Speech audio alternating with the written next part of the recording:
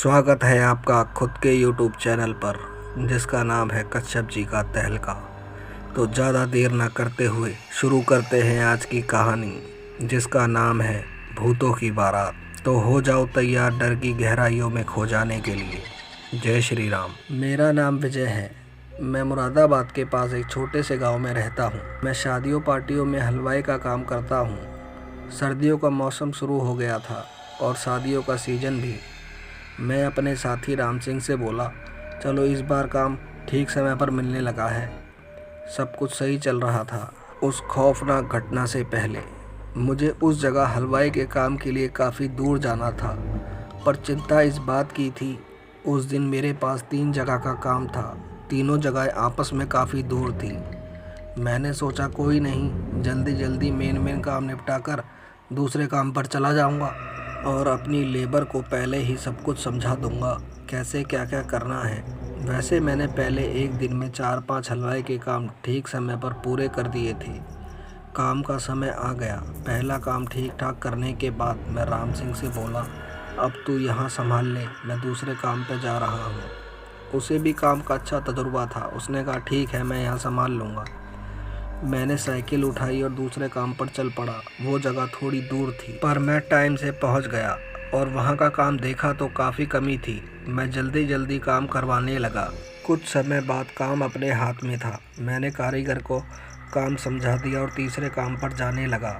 मैंने साइकिल उठाई और हल्का हल्का अंधेरा होने लगा था। शायद इसी कारण मैं उस गाँव का रास्ता भूल गया और देखने लगा कोई दिख जाए तो रास्ता पूछ लूँ, पर काफ़ी देर देखने के बाद कोई नहीं दिखा। फिर से आगे की तरफ चलने लगा। तभी मुझे आगे से 2-3 आदमी आते दिखाई दिए। मैंने उनसे पूछा, भाई साहब यहाँ कहीं आसपास शादी हो रही है क्या? तभी उनमें से एक आदमी बोला, हाँ हो तो रही है, हम भी वहीं से आए हैं। मैं बोला मुझे भी वहीं जाना है काम करने, तो मुझे रास्ता बता दो। फिर दूसरा आदमी बोला, वो बड़े बड़े पीपल के पेड़ हैं ना, उसी के पास शादी हो रही है, और मुस्कुरा के चल दिए। मैंने जल्दबाजी में उनकी बात पर ध्यान नहीं दिया और साइकिल लेकर चलने लगा। बहुत खौफनाक माहौल था। उस रास्ते पर जंगली जानवरों की आवाज़ उस माहौल को और भी डरावना बना रही थी। मैं उस जगह पहुंचा तो सब काम ठीक ठाक चल रहा था, पर मुझे एक भी अपनी पहचान का कारीगर नहीं दिख रहा था। वहाँ के हलवाइयों से मैंने पूछा तो किसी ने कोई जवाब नहीं दिया। वहाँ पर मुझको एक बात समझ नहीं आ रही थी कि सारे खाने की चीज़ों को ढक रखा है। मैंने सोचा चलो बाहर निकलकर थोड़ा इधर उधर देख लूँगा, क्या पता मुझे कोई पहचान वाला मिल जाए। पर मुझे टेंट से बाहर जाने का रास्ता नहीं मिल रहा था। मुझे कुछ घबराहट सी महसूस होने लगी। तभी एक आदमी मेरे पास आया जो काफ़ी छोटे कद का था और बोलने लगा, भाई साहब तुम किसके साथ आए हो? मैं बोला मैं हलवाई हूँ, शायद इस जगह गलती से आ गया। तभी वो बोला, मैं हलवाई को ही ढूंढ रहा था, अच्छा हुआ तुम मुझे यहीं मिल गए। मैं उसके साथ पता नहीं क्यों खिस्सा हुआ चला गया। वो आदमी बोला, बारात आने वाली है, तुम जल्दी जल्दी काम संभाल लो। मैं बोला ठीक है। पता नहीं उस वक्त मेरा दिमाग काम नहीं कर रहा था। जैसे ही मैंने बंद पतीलों का ढक्कन हटाया तो मेरे होश उड़ गए। शरीर बुरी तरह कांपने लगा क्योंकि पतीले में इंसानों के कटे हुए सर थे।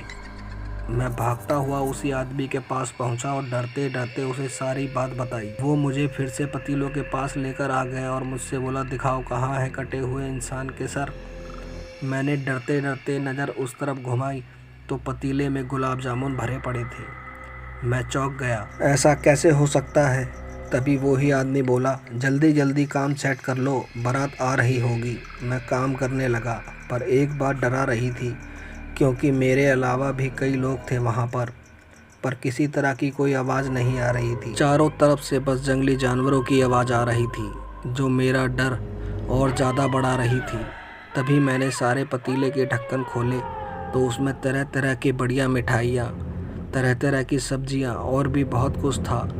तभी मुझे बैंड बाजे की आवाज़ सुनाई देने लगी। मुझे लगा बारात आ गई। तभी वो छोटा आदमी मेरे पास आकर बोला, भाई साहब बारात आ गई है, जल्दी जल्दी पूड़ियाँ बना लो। दोस्तों स्टोरी अच्छी लग रही है तो प्लीज़ चैनल को लाइक करें, सब्सक्राइब करें शेयर करें। मैंने उससे कहा, भाई साहब टोटल कितने आदमी होंगे? वो बोला, ज़्यादा नहीं है, तुम जल्दी काम कर लो। फिर वो आदमी चला गया। मैंने कढ़ाई उठाई और चूल्हे पर रखी और तेल ढूंढने लगा। तभी मेरी नज़र टेबल के नीचे पड़े तेल के टीनों पर गई।